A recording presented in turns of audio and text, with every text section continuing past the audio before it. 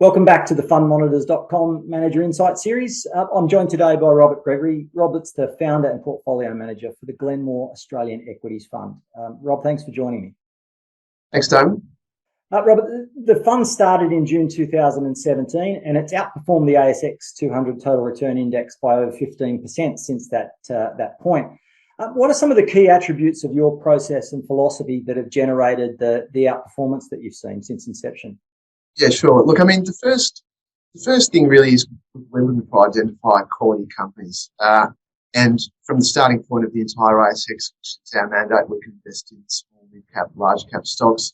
We're really looking to distill the overall investable universe down into, what we consider to be investable propositions.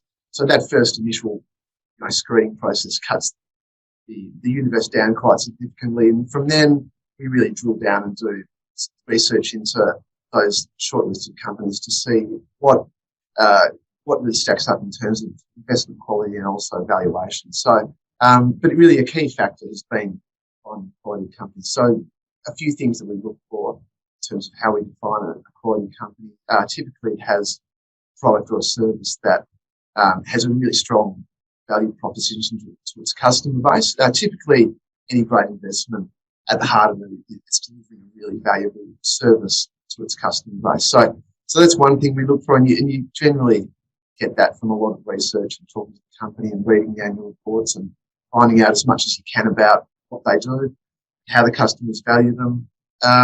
Also, we're looking for established businesses. So we're not really focused on businesses that have only been around for 1, 2 or 3 years. We're looking for businesses that have been around for hopefully, 10, 20, 30 years. So firstly, that just reduces your investment risk, the company being more established. Also, it allows you to go back and see how it's performed over different periods of economic cycles. So, and that can give you a lot of clues on how the business operates.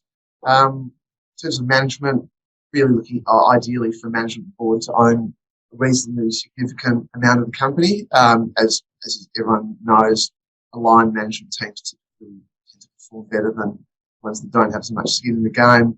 And we're also just looking for, and this comes back to established businesses, we're looking for management boards that have treated their shareholders fairly and in equity.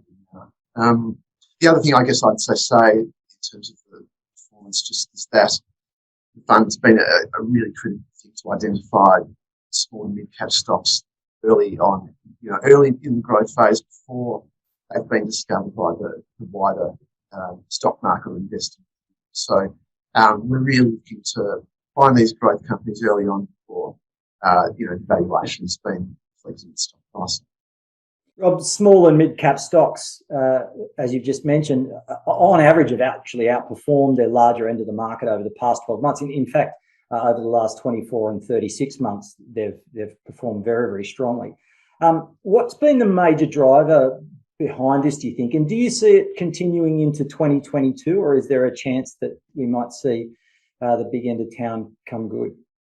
Yeah, look, I think firstly we've got to keep in mind that the Feb-March period of 2020 saw that small and mid-cap part of the market absolutely smashed. And I mean, in a lot of instances, you saw, quite good businesses down 40, 50, 60% over a period of 4 to 6 weeks. And I think whilst, not underestimating the impact of COVID, I think that was too much given that these businesses were still going to be around.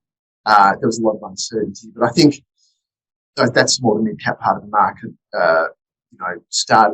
came out of that April onwards recovery phase at very cheap valuation. So I think there was an element of their stock prices have been oversold.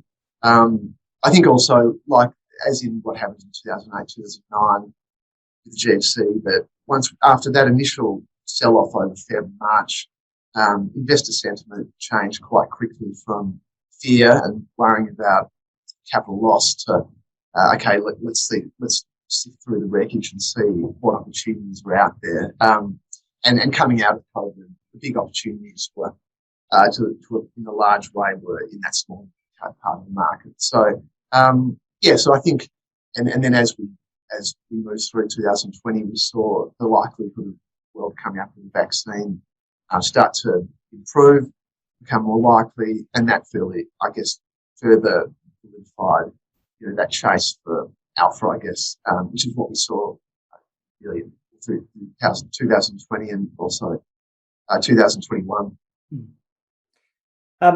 So October just gone saw a reasonable rise more than a reasonable rise in bond yields, with the 10-year up just short of 60 points.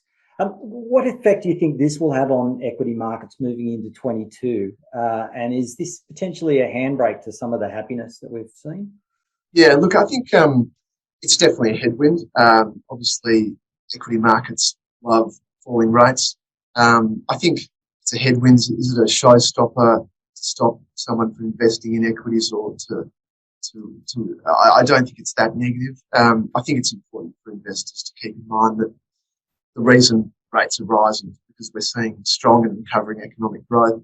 And I think it's also important to keep in mind that they're rising from a very low level, which really is an unsustainably low level. But look, I think it's a headwind. I think for some parts of the market that have benefited from the increasing risk appetite and falling rates, such as the earlier stage tech companies with no earnings, I think perhaps that pressures their valuations a bit over the next 12 to 18 months. I think some of the more interest rate sensitive stocks, they'll probably see some headwinds over the next 12 months. So I think there's certain parts of the market that will be pressured, but I don't see us overall as a reason not to continue to be invested in equities. And I think it's important just to keep in mind that the main driver of stock returns is really that earnings growth, and I think the general economic backdrop currently is still absolutely healthy enough for great businesses to grow earnings over a 3 to 5 year period, and that's really where you get your returns from the stock market. So look, overall, I think it's something to monitor, but I don't think it's a significant risk. What do you think about valuations at the moment? Are we starting to see it top out, or is there still value to be found? Yeah, look, I think on an aggregate basis, I think valuations are reasonably full. Keeping in mind that I'm really focused on the companies in my portfolio, I still think there's absolutely some stocks that are quite reasonably priced given their earnings growth that I'm forecasting over the next few years. So, look, I think it's not as cheap as it was 12 months ago, but I think there's absolutely stocks out there that I think offer some returns. Rob, thanks very much for your time this afternoon, and good luck in 2022. Thanks, Damen. Good to be here.